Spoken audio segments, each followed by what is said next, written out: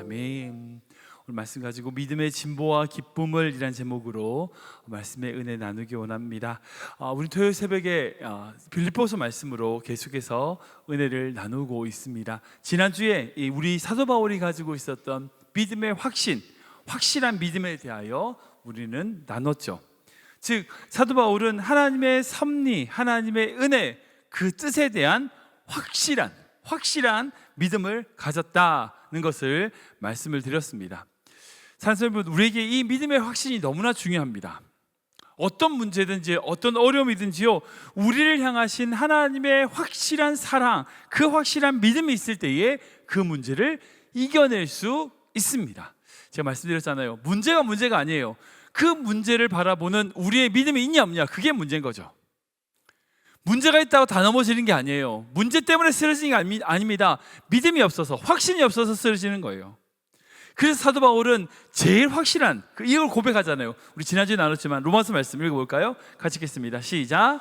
내가 확신하노니 사망이나 생명이나 천사들이나 권세자들이나 현재일이나 장래일이나 능력이나 높음이나 깊음이나 다른 어떤 피조물이라도 우리를 우리 주 그리스도 예수 안에 있는 하나님의 사랑에서 끊을 수 없으리라. 아멘. 내가 확신하노라. 어떤 것이든, 사망이든 생명이든 천사든 권세든 어떤 것이든 우리를 향하신 주님의 사랑을 끊을 수 없다. 나는 그 사랑 안에 있다. 우리에게 이 확신이 있어야 돼요. 우리 모든 성도님들이 이 확신 가운데 거하시길 주님으로 축원합니다. 근데 사도 바울이 그렇게 확신을 가지고 있었던 그것에 대하여 세 가지가 있다라고 말씀을 드리면서 제가 지난주에 두 가지를 말씀드렸어요. 기억하시지 모르겠습니다. 첫 번째는 무슨 확신이었어요? 구원에 대한 확신이에요. 구원의 확신. 사도 바울에게는요, 구원에 대한 확실한 믿음이 있었어요. 즉 오늘 죽어도 천국 간다는 거예요. 우리 성도님들에게 구원의 확신이 있으십니까? 아멘 하셔야 됩니다. 이게 너무나 중요합니다. 이게 어찌 보면 제일 기본이에요. 첫 번째 확신입니다. 우리가 예수 그리스도를 믿음으로 말미암아 천국에 간다, 구원을 받는다라고 하는 이 구원의 확신이 있어야 그 다음에 뭐든지 할 수 있어요. 우리가 하는 모든 삶의 방향을 잡을 수 있는 겁니다. 근데 이 구원의 확신이 어디서 오는 거예요? 나한테 오는 겁니까? 아니죠. 내가 일을 많이 해서요? 봉사 많이 해서? 아닙니다. 죄가 없어서요? 그렇지 않죠. 우리를 통한 하나님의 놀라운 사랑이 있음, 그 예수 그리스도의 십자가의 구속의 은혜가 있기 때문에 우리가 구원받는다는 것, 이 확신이 우리에게 있어야 돼요. 두 번째 확신이 있죠. 그게 뭐냐면 그의 삶을 통하여 더 유익한 일이 있다는 걸 확신하는 거예요. 이게 무슨 말이냐면 사도 바울은요, 솔직히 말해서 죽고 싶어요, 살고 싶어요? 죽고 싶었어요. 우리가 흔히 얘기하지만 감옥에 쓴 옥중서신이라고 하는 이 빌립보서를 쓸 때 사도 바울을 생각해 보십시오. 지금의 감옥도 힘든데 2000년 전 감옥은 어떨까요? 기쁨의 서신이라고 기쁨을 고백하지만 그 환경이 살기 쉬워요? 아니요, 힘들어요. 결코 살고 싶지 않을 만큼 힘들지만 살아야 된다는 걸. 왜? 내가 살아감으로 말미암아 더 유익한 일을 하나님이 이루실 것이다 라고 하는 확신이 사도 바울에게 있는 거예요. 여러분, 이 믿음이 있어야지 우리가 살아가요. 살아도 주를 위하여, 죽어도 주를 위하여. 우리의 삶의 근본은요, 내가 살고 싶어 사는 게 아니에요. 사느냐 죽느냐 문제가 아니라 나를 통하여 하나님이 일하실 것이 있다. 여러분, 이 믿음이 있어야 돼요. 이 확신이 있어야 돼요. 그리고 마지막으로 사도 바울은 이렇게 확신하는 게 뭐냐면, 사도 바울은요, 믿음의 동역자들과 함께 믿음의 진보와 기쁨을 누릴 것을 확신한 사람이었다는 거예요. 우리가 읽어볼까요? 시작. 바울은 믿음의 진보와 기쁨을 누릴 것을 확신한 사람이었다. 한번 더 읽겠습니다. 바울은 믿음의 진보와 기쁨을 누릴 것을 확신한 사람이었다. 우리 25절 26절 읽어볼까요? 읽겠습니다. 시작. 내가 살 것과 너희 믿음의 진보와 기쁨을 위하여 너희 무리와 함께 거할 이것을 확실히 아노니 내가 다시 너희와 같이 있으므로 그리스도 예수 안에서 너희 자랑이 나로 말미암아 풍성하게 하려 함이라. 아멘.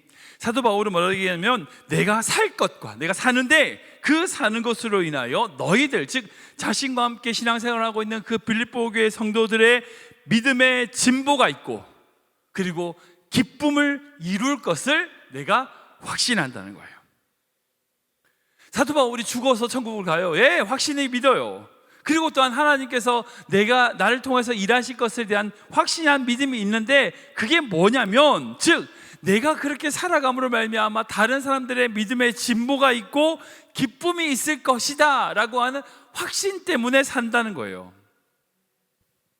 사랑하는 여러분, 우리는요 이 믿음으로 함께 공동체로 교회를 섬겨야 됩니다. 솔직히 이제 교회 안에서 볼 만큼 받고 달라질 것 없어 보이십니까? 생각해 보세요. 만약 하나님께서 여러분들을 보실 때, 야, 병의 제 믿음은 저만큼이다, 더 이상 나아질 게 없네, 이러면 어떨 것 같으세요? 병의 죄는 절대 안 변하겠구나, 믿음의 진보가 없겠구나. 여러분, 그럼 어떨까요? 그렇게 보시면 어떨까요? 정말 비참한 인생 아닙니까? 이제 목회자로서 가지는 스스로의 질문이 있어요. 우리 모든 사람들이 다 있지만, 이제 여러분 어떤 질문이냐면, 여러분 어떻게 생각하세요? 사람은 변합니까? 안 변합니까? 솔직히요, 사람은 안 변하는 것 같아요. 성장하지도 않고요, 믿음이 자라는 것처럼 보이지도 않습니다. 근데 그렇게 사람이 변하지 않는다라고 단정을 지어버리면 목회할 필요가 없어요. 사역할 필요도 없고요, 섬길 필요도 없어요. 사람은요 변해요. 변하긴 변하는데 거의 안 보일 만큼 변하는 것 같아요. 그렇잖아요. 나무들 같은 거 보면 항상 보면 늘 그대로 있는 것 같아요. 근데 세월이 지나면, 한 해가 지나거나 계절이 바뀌면요 조금씩 자라고 변합니다. 그와 같이 우리의 믿음은요 조금씩 자라고 있어요. 우리가 변하지 않고 옛날 신앙 그대로 자란다. 여러분, 천국 가는 게 나아요. 근데 그렇지 않다고요. 우리의 믿음의 진보가 있어요. 나아가는 게 있다고요. 그리스도를 닮아가는 게 있어요. 그 기쁨이 있다는 것을 확신하셔야 됩니다. 그리고 그 믿음의 확신 가운데 어떻게 봐야 되냐? 지금 나를 힘들게 하고 나에게 상처 주고 힘들게 하는 그 사람도 믿음의 진보가 있을 것이라고 믿으셔야 돼요. 이게 사도 바울의 믿음의 확신이에요. 사도 바울은 이 믿음의 확신, 이 세 번째 확신은요 진짜 중요한 게 뭐냐면, 이 확신이 없으면 첫 번째, 두 번째가 의미가 없어요. 아니, 이 땅에 살아갈 이유가 없는 거죠. 내 삶의 헌신과 땀과 눈물을 통하여 그들 가운데 믿음의 진보가 있고 기쁨이 있을 것이다 라고 하는 믿음의 확신을 우리는 가져야 돼요. 왜 우리가 천국이 아닌 이 땅을 살아갑니까? 그 이유는 다른 게 아니에요. 나를 위해서가 아니라 나의 삶을 통하여 다른 이들의 믿음의 진보와 기쁨이 있다는 확신이 없으면 살 필요가 없는 거예요. 우리에게 그 확신이 있어야 됩니다. 근데 대부분의 경우요, 이런 믿음의 진보를 자기가 다 보려고 하면 어때요? 다 못 봐요. 내가 최선을 다해서 할 만큼 하면 하나님께서 이루시는 거예요. 이게 진짜 중요한 겁니다. 대표적인 사건이 뭐냐면 토마스 선교사님 이야기인데, 1866년에 우리나라에 오셨던, 대동강변에서 순교당하셨던 토마스 선교사님의 이야기예요. 이분은 1840년에 영국 회중교회 목사님의 자녀로 태어나셔서 1864년에 목사 안수를 받고 중국 선교사로 중국에 파송되신 선교사님입니다. 근데 그 중국에서 조선의 이야기를 듣게 돼요. 그래서 1866년 제너럴 셔먼이라고 하는 상선, 군함이 아니라 그냥 일반 배를 타고 대동강으로 처음 우리나라 땅 조선에 도착하게 돼요. 근데 문제는 그 평양에 있었던 그 조선군이 그 미국 배를 보고 공격을 합니다. 결국 그 제너럴 셔먼호가 파선이 돼요. 어쩔 수 없이 배에서 내려가지고 탈출을 하죠. 배를 탈출했어요. 근데 대동강변에서 바로 잡혀서 그 자리에서 순교를 당하셨어요. 평양 영주부사였던 박충권이라고 하는 자에게 잡혀서 순교를 당하셨어요. 생각해 보세요. 26살 젊은 나이에 오직 복음을 전하겠다고 하는 그 일념 하나로 우리나라 땅에 조선에 들어왔는데 복음 한번 전하지 못하고 목 잘려서 순교 당하셨어요.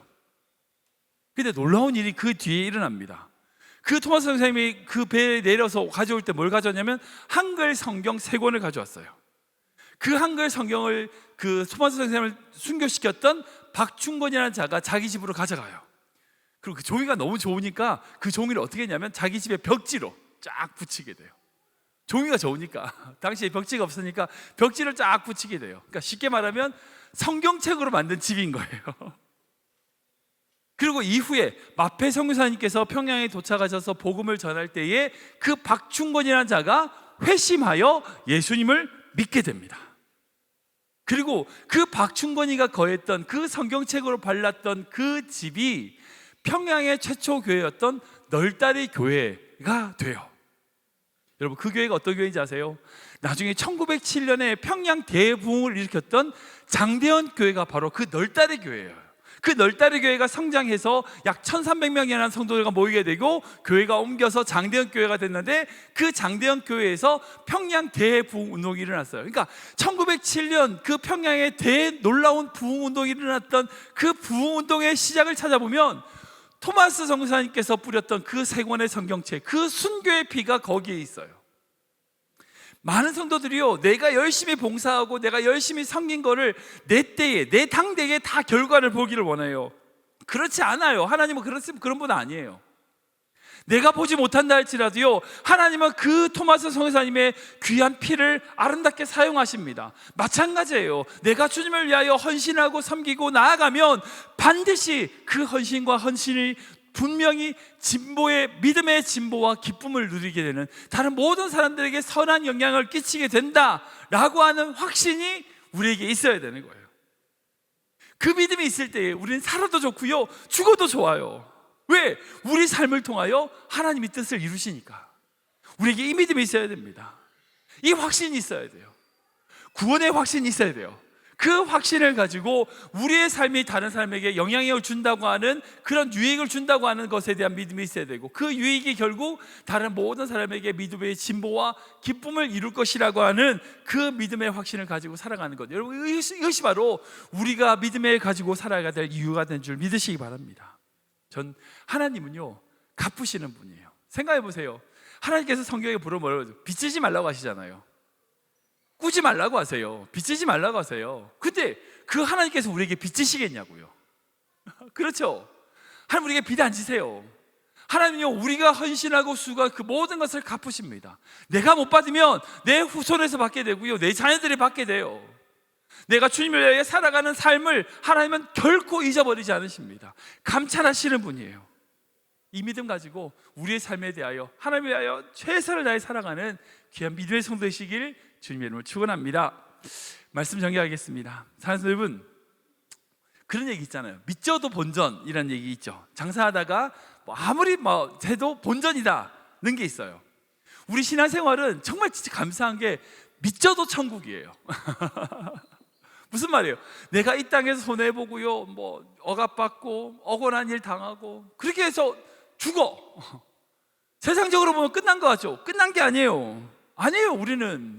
우리에게 천국이 있어요. 그러니까 손해보는 장사가 아니에요. 이 땅에서 어떤 고난을 당하든 간에 그래 본들 천국이에요. 우리는 믿져도 천국이라고요. 여러분, 이게 우리의 신앙의 실력이 되어야 됩니다. 그래서 우리의 삶은요, 나를 위한 것이 아닌 다른 이들의 믿음의 진보와 기쁨을 위하여 내 삶을 내어주는 자 되어야 돼요. 그렇게 할 때에 어떻게 되는지 아세요?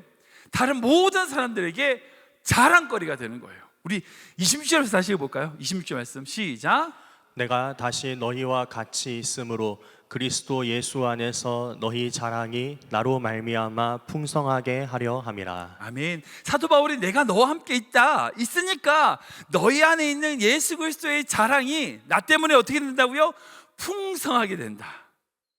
쉽게 말하면 내 그 사도 바울의 삶을 통하여 빌립보 교회가 막 그 사도 바울의 삶을 자랑하게 된다는 거예요. 뿌듯하게 된다는 거예요.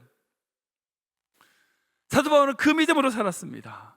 그 믿음으로 감옥에서 기쁨을 유지하면서 하루하루 살아낼 수 있었어요. 저는 이게 모든 선생님들이 이 믿음 가지시길 축원합니다. 여러분, 우리의 삶이 누군가에게 자랑거리가 되어야 되잖아요. 자랑이 되어야 됩니다. 제 개인적인 말씀을 드리자면 저희 부모님이 너무 자랑스러워요. 저희 아버님은 평생 방송 선교하시면서 교회를 위하여 헌신하시고 평생 교회를 위하여 헌신하고 사셨던 저희 아버님의 삶을 자랑스러워요. 저희 어머니가 자랑스러워요. 평생 교회에서 전도하고 봉사하시고, 저희 어머니가 주로 이제 교회에서 주방일을 봉사하셨거든요. 성도들에게 늘 밥을 먹이시면서 그렇게 봉사하시면서 전도하고 기도하셨던 저희 어머니의 삶이 자랑스러워요. 전 저희 부모님의 삶이 자랑스럽습니다. 전 저희 장인 장모님의 삶이 자랑스러워요. 장애인 교회를 평생 섬기시면서, 저희 장인어른은 70이 넘으시면서도요, 교회가 2층에 있어요. 엘리베이터가 없는 2층에 있으니까 중증 장애인들은 그냥 못 올라가잖아요. 그럼 그런 장애인들을 들쳐업으시고, 70이 넘으시는데도 불구하고 그런 장애인들을 들쳐업으시고 2층을 맨날 오르락 내리락 하셨어요. 부산 전역을 다니시면서 차를 몰고, 봉구차 몰고 다니시면서 그 장애인들 데려와서 같이 예배 드리시고 복음 전도하시고, 전 저희 장인어른이 너무 자랑스러워요. 그리고 저희 장모님이 너무 자랑스러워요. 그러니까 저희 장인어른이 늦게 예수님 믿으셨거든요. 예수님 믿지 않을 때에 끝까지 믿음을 지키시고 우리 사랑하는 아내와 우리 자녀들, 남편을 위해서 평생 기도하셨던 저희 장모님이 자랑스러워요. 전 저희 부모님과 저희 장인 장모님이 자랑스럽습니다. 그리고 저희 기도 제목은 그래요. 나중에 우리 아이들이 저와 저희 아내의 삶을 보고 자랑스러워하길 기도합니다. 그래, 우리 아빠 정말 조그만 교회지만 열심히 최선을 다해서 섬기시고 헌신하셨지, 그렇게 자랑스러워하길 기도합니다. 이것이 저만의 기도일까요? 여러분들의 기도가 되어야 돼요. 최선을 다하여 주님을 위해 사십시오. 주님을 위하여 영광 돌리세요. 그러면 여러분들의 삶이 누군가에게 자랑이 되는 거예요. 저는 우리 모든 성도님들이 그런 삶을 사시길, 정말 다른 모든 이들에게 자랑이 되는 믿음의 성도 되시길 주님의 이름으로 축원합니다.